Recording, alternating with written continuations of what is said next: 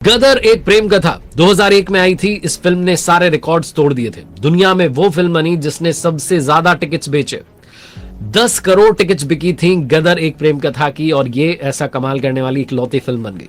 आप देख रहे हैं आरजे कार्तिक एक्स्ट्रास। बात करेंगे गदर एक प्रेम कथा और गदर 2 की उन कहानियों की जो सच्ची हैं। गदर एक प्रेम कथा रियल लाइफ स्टोरी पर बेस्ड मूवी थी। क्या आप जानते हैं कहानी थी सिपाही बूटा सिंह साहब की, जिनकी दर्दनाक लव स्टोरी पर बनी गदर एक प्रेम कथा, जिसकी कहानी 1947 में भारत पाकिस्तान के बंटवारे पर बेस्ड थी। इसमें सनी देओल एक सरदार तो अमीषा पटेल एक मुस्लिम लड़की के रोल में नजर आई थी। इस पिक्चर की कहानी बूटा सिंह और जैनब की कहानी पर बेस्ड थी, जिनकी दुख भरी प्रेम कहानी ने भारत से लेकर पाकिस्तान तक की जनता को झकझोर दिया था। बूटा सिंह साहब ब्रिटिश आर्मी के एक फॉर्मर सिख सिपाही थे। 1947 में इंडिया पाकिस्तान का जब बंटवारा हुआ, जब दंगे भड़के, तो इन दंगों में एक मुस्लिम लड़की जैनब भी फंस गई थी। बूटा सिंह साहब ने उस लड़की की जान बचाई, और जान बचाने के बाद बूटा सिंह जी उस जैनब नाम की लड़की का सहारा बने। दोनों के एक दूसरे से प्यार हुआ, दोनों ने शादी की, खुशी से रह रहे थे। दोनों एक बच्ची के माता पिता भी बने।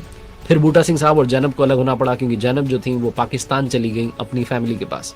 बूटा सिंह को लगा कि अपनी फैमिली से मिलने के बाद वापस आ जाएगी, लेकिन उन्हें मालूम नहीं था कि वो वापस नहीं आएगी। बूटा सिंह साहब अपनी पत्नी से मिलने के लिए बेकरार थे, और उनकी बेटी भी अपनी मां से मिलने के लिए इंतजार कर रही थी। ऐसे में बूटा सिंह साहब को गैर कानूनी तरीके से इल्लीगली पाकिस्तान में जाना पड़ा। उन्होंने जैनब से कांटेक्ट करने की कोशिश की, लेकिन फैमिली ने मिलने नहीं दिया। जैनब ने भी फैमिली के प्रेशर में आकर के बूटा सिंह से शादी तोड़ ली। जैनब की शादी करवा दी गई दूसरी। उधर बूटा सिंह को पकड़ लिया गया। जब उन्हें इल्लीगल तरीके से बॉर्डर पार करने का आरोप लगा और कोर्ट में पेश किया गया, तो वो रोने लगे और बताने लगे कि जैनब उनकी वाइफ है, उनकी एक बच्ची भी है। हालांकि कोर्ट में जैनब ने उन्हें पहचानने से इस बात से इनकार कर दिया और बूटा सिंह और उनकी बेटी के साथ जाने से मना कर दिया। इस घटना से, इस बात से वो टूट गए बुरी तरीके से, और 1957 में बेटी के साथ ट्रेन के आगे आकर सुसाइड करने की कोशिश की। बेटी की जान तो बच गई, लेकिन बूटा सिंह जो है उनकी मौत हो गई। उनकी आखिरी इच्छा थी कि उन्हें जैनब के गांव नूरपुर में दफनाया जाए, लेकिन उनकी फैमिली ने इस बात की परमिशन नहीं दी। उन्हें मियानी साहिब में दफनाया गया, और जहां उन्हें दफनाया गया वो जगह युवा प्रेमियों के लिए, यंगस्टर्स के लिए एक तीर्थ स्थल बन गया। गदर की बात करें, गदर एक प्रेम कथा मूवी की, तो पिक्चर की कहानी थोड़ी सी अलग थी। इसमें तारा सिंह जो है अपनी वाइफ सकीना को पाकिस्तान से लेकर आ जाते हैं। बूटा सिंह जी की जो लव स्टोरी थी उस पर इशरत रहमानी ने एक उपन्यास लिखा था मोहब्बत, और पंजाब में एक पंजाबी मूवी बनी शहीदे मोहब्बत बूटा सिंह 1999 में। उसकी कहानी भी पूरी तरीके से इसी कहानी पर बेस्ड थी। 2007 में कनाडा में फिल्म बनी पार्टीशन, उसकी भी कहानी इस पर बेस्ड थी। और यह भी कहा जाता है कि 2004 में जो वीर ज़ारा आई थी उसकी कहानी को भी इसी रियल लव स्टोरी ने इंस्पायर किया था। ये तो बात हुई गदर एक प्रेम कथा की। अब बात करते हैं गदर 2 की।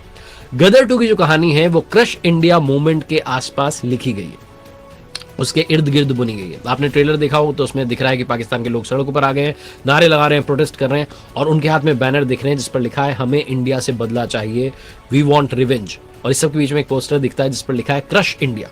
क्रश इंडिया का मतलब हुआ इंडिया को कुचल दो। 1971 में पाकिस्तान की सड़कों पर ऐसे पोस्टर जगह जगह नजर आते थे।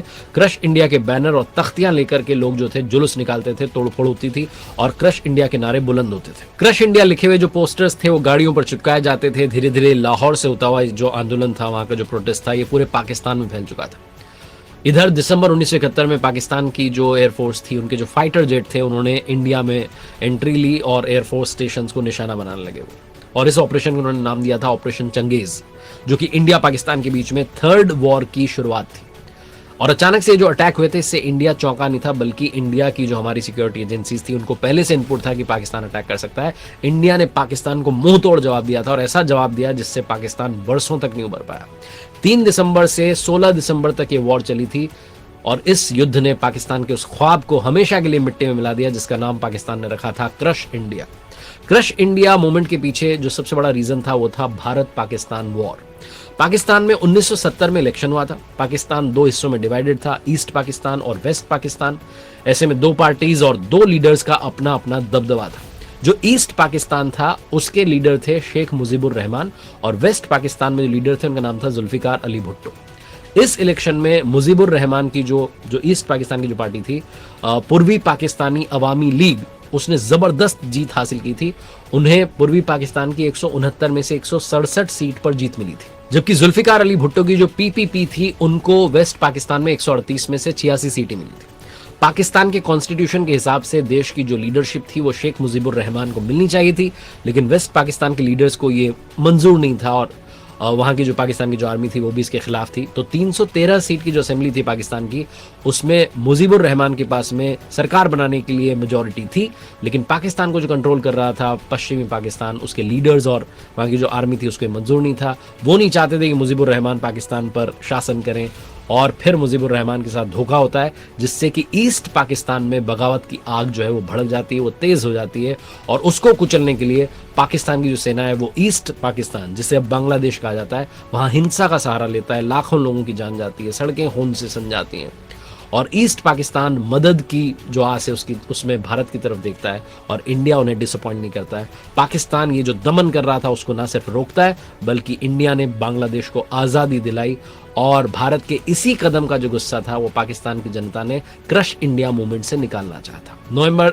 1971 में भारत के खिलाफ पाकिस्तान में बहुत प्रोटेस्ट हुए, क्रश इंडिया के नारे लगे, हालांकि कुछ भी उनको हासिल नहीं हुआ। पाकिस्तान 2 टुकड़ों में बंट गया और 1971 में ही बांग्लादेश नाम का एक नया देश बन गया।